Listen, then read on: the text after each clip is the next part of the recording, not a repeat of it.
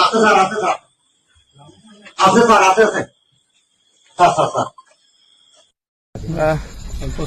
আপনার বাড়ি মুন্সিগঞ্জ। নাম জিজ্ঞেস করেন আগে।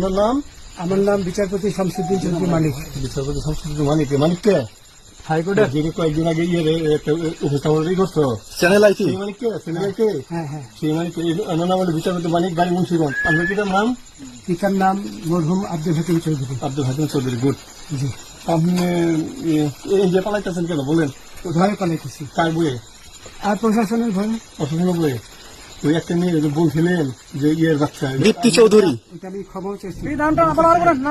আমি বলি আপনাদের, আমি এই দেখাচ্ছি, আমি হ্যাঁ ইয়ে যুগে কিসের আমি তো কত রুগী নেন মিডিয়াতে তো খুব সুন্দর। আচ্ছা আচ্ছা শোনেন একটু স্লো। আপনার কাছে এই মুহূর্তে এরা যখন ধরছে আমাদের প্রতিনিধি কি কি ছিল সাথে?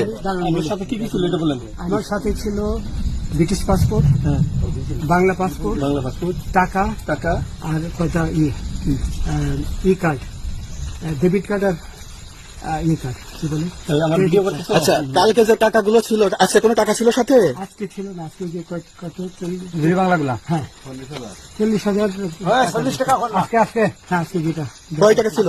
দেখেন এই দেখেন 40,000 টাকা ছিল। কালকে যে দুজন টাকা নিছে ওদের কাছে কত টাকা ছিল? 60-70 বছর 60-70 লাখ। আচ্ছা 60-70 লাখ। আচ্ছা ওরা নিয়ে গেছে, নিয়ে গেছে। নিয়ে গেছে। নৌকালাও সাথে নিয়ে নিছে? হ্যাঁ। নৌকালা এবং ওই লোক দুজন সাথে একসাথে নিছে?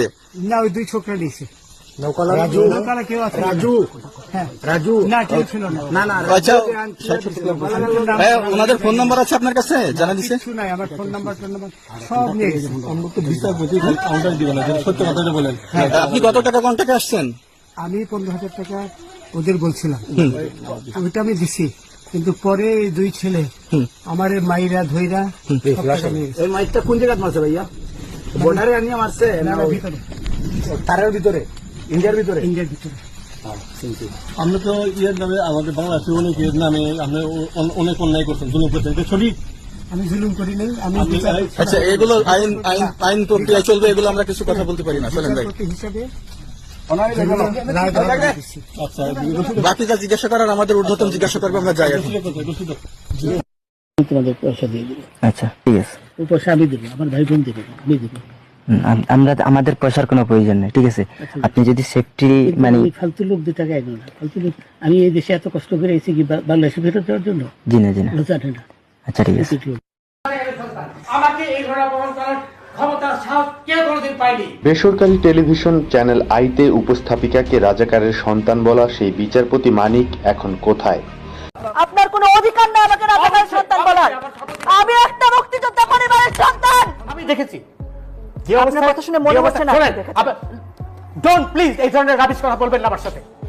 আমার সাথে রাবিশ কথা বলবেন না, আমি দেখেছি। আপনার কোনো অধিকার নেই আমাকে রাজাকারের বাচ্চা বলার। আমি একটা মুক্তিযোদ্ধা পরিবারের সন্তান। আমি মুক্তিযোদ্ধার সন্তান, আমাকে আপনি রাজাকার বলতে পারেন না।